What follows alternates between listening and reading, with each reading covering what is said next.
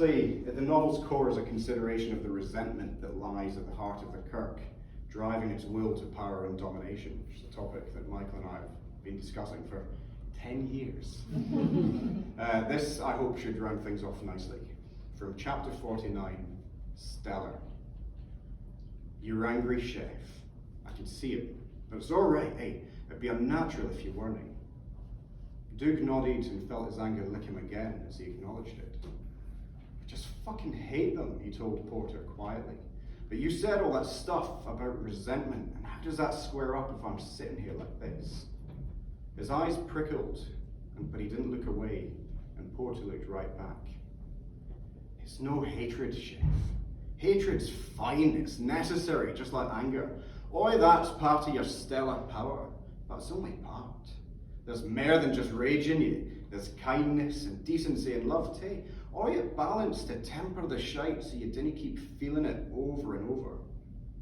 See, most folk think anger and hatred are bad because they're destructive, and that kindness and love are good because they're creative. But can you no destroy bad things out of kindness and love as much as you can create good things out of anger and hatred? The feelings are just fuel, eh? I think so.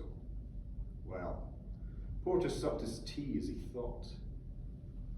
Feelings are one thing, will is another, and stellar folk can call on what they feel to create or destroy, and they ken what's needed to best serve their purpose, for they ken their will.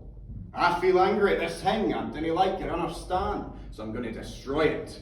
Porter wobbled his head and let his mouth fall slack as he spoke. And we're all supposed to think this is bad, but what if you're jumped in the street?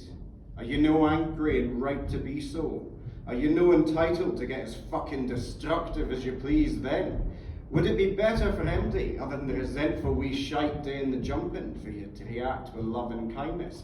Please bash my face in, and by all means help yourself to the contents of my pockets, for I am noble and full of love and case.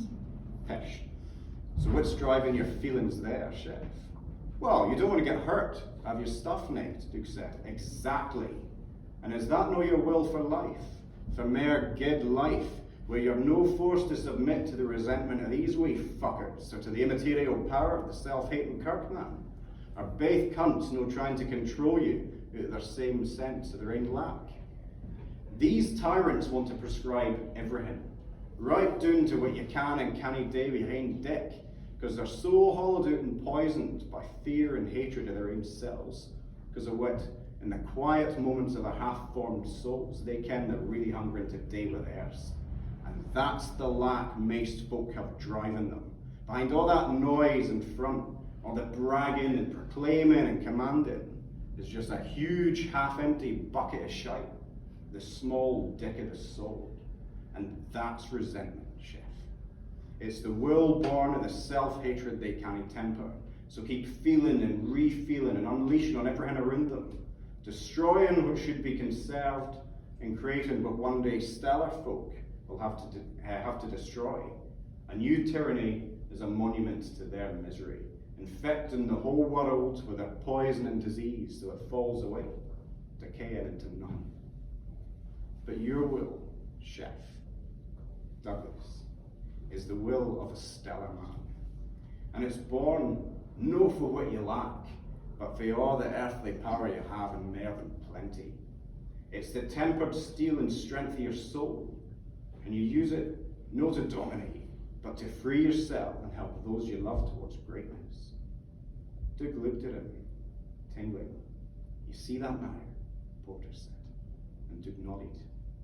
So we'll have no more of this prevarication, eh? Porter said. He clapped his hands together and planted them on the table. I tell you what, finish your tea, head up the stairs and have a good night's kiss. Then in the morning, after your duties, we can cook up some breakfast.